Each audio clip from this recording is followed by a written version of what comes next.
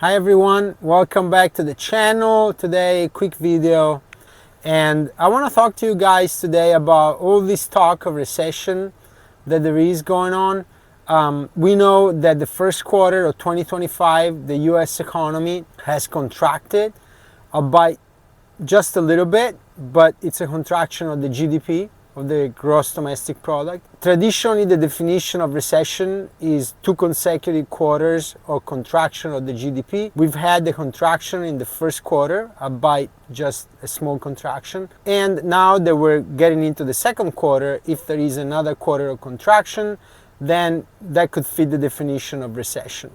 And it appears that a lot of people are assuming that there will be recession, that the second quarter will be contracting, and that may be, JP Morgan Chase has come out, Jamie Dimon, with the prediction that that's the base case, that we're going to have a recession. And I'm not sure, maybe we do, maybe we don't, but I wanted to talk to you about why I think we may not have a recession.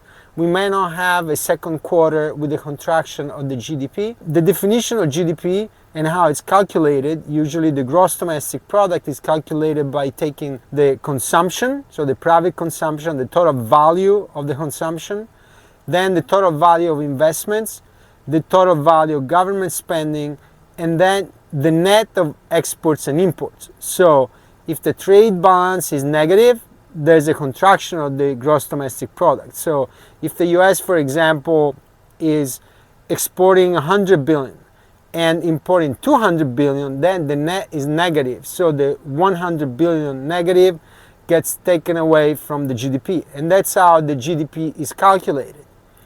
But now the issue is that with the tariffs, the imports may diminish, because we know that in the first quarter of 2025 and the last quarter of 2024, at least what is told is that companies were ordering a lot, so importing a lot to get ahead of the tariffs.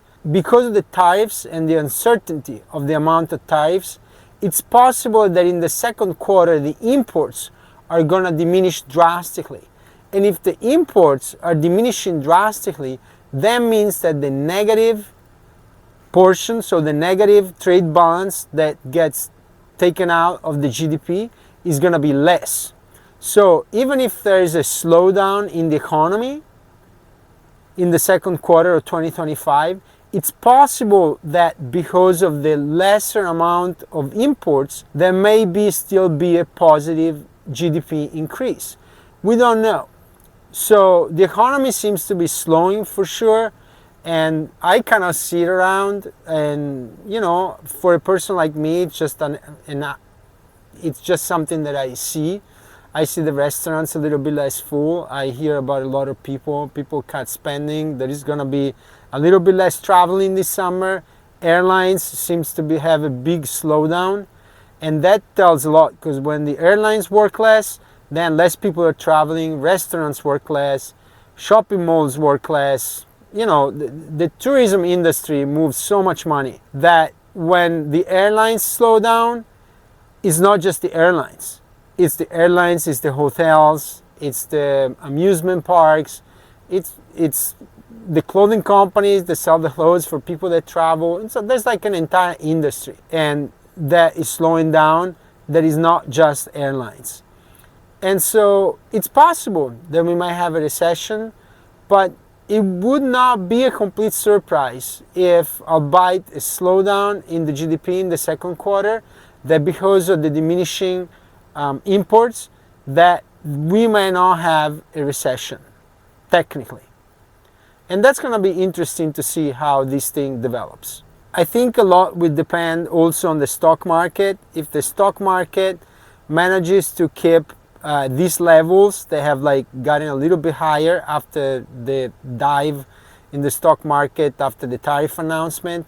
If the stock market manages to keep around the 17,000 for the Nasdaq and the 41,000 for the Dow Jones, then it's possible that we may not have as big of a slowdown this summer, because the wealth effect is going to be felt by people. People look at their 401ks, people look at their investments, and if the investment manages to hold and there aren't big negative developments on tariffs, it's possible that in June people are gonna start spending money a little bit more. Schools and usually June is a period of time. There are 2-3 weeks where people go on trips, the second, third, and fourth week of June. And so if the stock market holds up, if there aren't big changes in the tariffs, no big announcements that upset the markets, it's possible that June is going to be a strong month. And it's possible that between a stronger second half of the second quarter and the stock market not collapsing, it's possible that we're going to see a second quarter that is not a quarter of GDP contraction. In any event, that was my thought about it. I wanted to share. I know that now the stock market and what's going on in the economy, it's in the thoughts of everybody, obviously, because everyone has a skin in the game. If you're invested in the markets, you have a skin in the game. You want to see the markets do well. And if you're not invested in the markets, chances are you're going to be affected negatively if the markets go down and companies start firing, if the earnings start coming out negatively from companies. That's going to affect people. Whether they're invested or not invested, it's going to affect everybody regardless. So I hope you enjoyed the video. These are just my thoughts. Let me know what you think. And if you enjoyed this video, please hit the like button and subscribe. Okay? Thank you.